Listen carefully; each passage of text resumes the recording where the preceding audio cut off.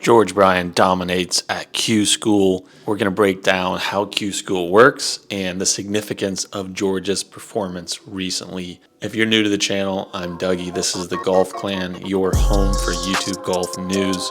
I appreciate you spending some time here on the channel. Go ahead and give a boost to that thumbs up button. It tells YouTube you like these videos, allows me to make more of these type of videos. Also, this is new.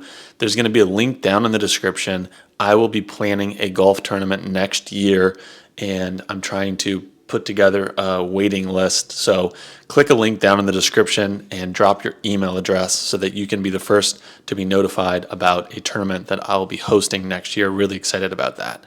Okay, George Bryan has been playing lights out at Q School. Before we get into his performance, I want to just spend a little bit of time breaking down how Q School works. If I'm speaking to any Q School experts, Korn Ferry Tour experts, please chime in down in the comment section below. I've been spending this morning reading just some different documents put out by Korn Ferry Tour about how Q School works, because I'm not too familiar with it, and maybe you following along aren't too familiar with the different stages, how that works, and ultimately where George needs to finish in order to get status on Korn Ferry Tour or PGA Tour. So I hope that this video breaks down some of that for you. And I found this document very helpful. There's a 14-page document. It's called qtregistration.pgatourhq.com. Anywho, it really breaks down the different stages. I'll put up a graphic here on the screen that shows from a macro perspective, there are 4 stages of Q School. George right now is competing in the pre-qualifying stage. If he makes it through the pre-qualifying stage, which is held at, I believe, 8 different sites, then he will move on to the first stage, which is spread across 13 sites. Of significance among those different 13 sites, one of them is Bermuda Run in North Carolina, which is, I believe, where he played in the qualifier for the Wyndham Championship. It's a course that really suits George. I spoke to George about that when I interviewed him here on the channel.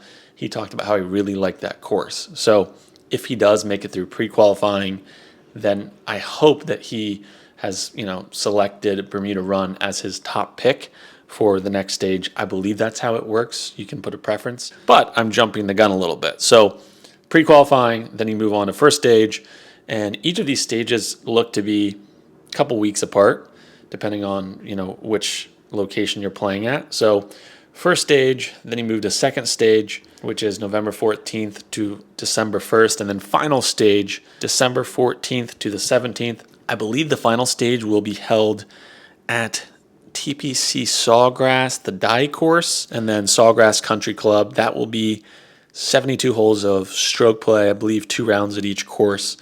And, that's in Ponte Vedra Beach, Florida. I hope that helps a little bit just to understand the different stages. Now, what do you have to do to get status? Top 5 finishers and ties at the final stage will earn their PGA Tour cards. That's right. PGA Tour cards, not Korn Ferry, PGA Tour. So that's up for grabs right now. If George keeps playing well, who knows? Could make it to the final stage, and if he finishes top 5, including ties, he would earn his PGA Tour card. Unbelievable. The next 40 finishers and ties will earn exempt status through different reshuffles on Korn Ferry Tour, with first 25 finishers being subject to different reshuffles, blah, blah, blah, blah.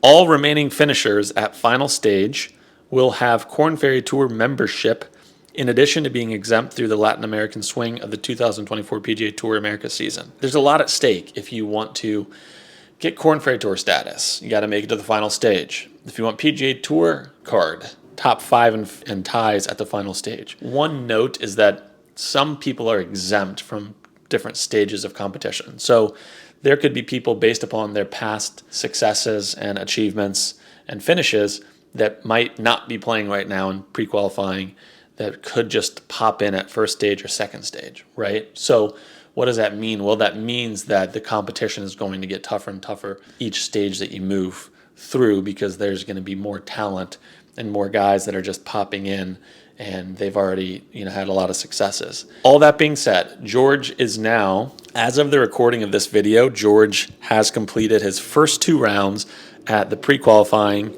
stage at the club at Irish Creek in Kannapolis, North Carolina. Through 2 rounds, George is sitting in 3rd place at 9 under par. He shot a 5 under par and a 4 under par in his first 2 rounds. And it's the top 39 players and ties will advance to first stage.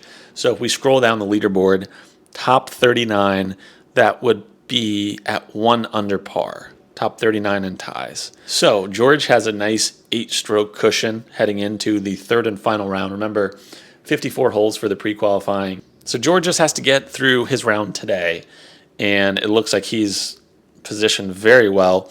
Now, reading through some of the rules, I don't believe there's a benefit to winning this pre-qualifying stage. Again, if any of you tuning into this have more knowledge in this area than I do, I'd love for you to correct me. I'm trying to kind of piece together. There's a lot of information on this topic. I'm trying to simplify it for you watching, but if I'm wrong about any of this, please let me know in a comment. If you do finish first at the 1st or 2nd stage, I believe you get certain benefits. But especially the 2nd stage. I think if you are the medalist at the 2nd stage of Q School, you may get status on Korn Ferry just by doing that, regardless of how you perform in the final stage. All that being said, George is now in 3rd, 1 round. He's actually teed off. The scores are not updated live, at least on the website that I'm on, bluegolf.com. But it says that he teed off at, I want to say, 10:21 today. So George should be out on the course right now. Yeah, he played with Zach Sudinsky and Jack Heath. 10:21 was his tee time. So by the time this video is posted, he's likely finished his 3rd round. Great stuff from George Bryan out at the Irish Creek Golf Club in Kannapolis, North Carolina. What is the significance of George's performance right now for the YouTube golf space? Well, again, it's still early, right? This is pre-qualifying stage. He's 36 holes through, but the conclusions that we can draw thus far is that George came to play. The year of the beast is happening. The fact that he's in 3rd place through 2 rounds, it shows that he's not just skating through by the skin of his teeth. I don't even know if I said that right. But he's not just barely getting through pre-qualifying. He's dominating pre-qualifying, perhaps even winning, depending on his 3rd round performance at his location. Again, remember, there are 8 different locations for this first one. So it's not like he's winning the entire pre-qualifying, but for one of the 8 locations, he's near the very top of the leaderboard. So George is coming to play. He's going to carry this momentum into the first stage, hopefully. And like I was mentioning earlier, hopefully that's at Bermuda Run Country Club in North Carolina, because, man, he almost played into the Wyndham there and shot, 67, 68 in the 2 rounds that he played out there. So a lot of momentum. Hopefully he carries this into first stage in 3 weeks. And you can expect to see videos of these pre-qualifying rounds on the Bryan Bros channel once they get edited.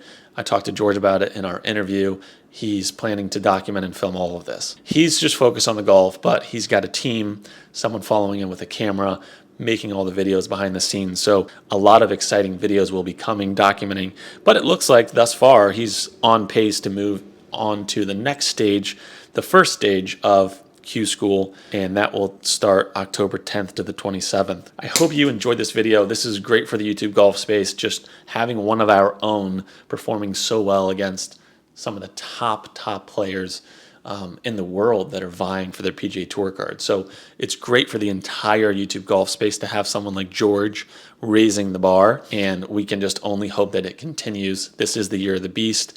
And again, I mean, Q School is not cheap. $3,000 for pre-qualifying, and then if you qualify, $3,000 again, I believe, for first stage. So $3,000 to $6,000 of an investment, a lot of time, practice rounds, prep. And so George is really kind of, I don't want to say sacrificing a lot because the upside's there, but this is a big commitment for George, and for him to do this and to bring all of us along in the YouTube golf space through the content.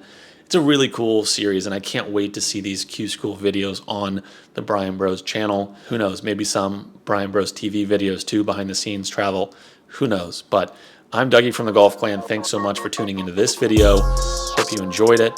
Please turn that red subscribe button gray. That would mean a lot. And then if you could also give a boost to that thumbs up button. Let's try to get to 500 likes for this video. That would be amazing.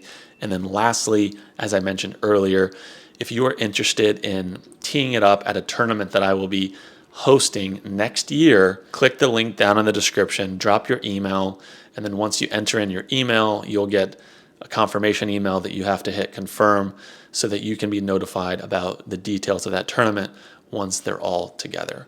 Hope you enjoyed this video. Really appreciate you. The support lately on the channel has been awesome, so really appreciate that, and I can't wait to see you in the next video.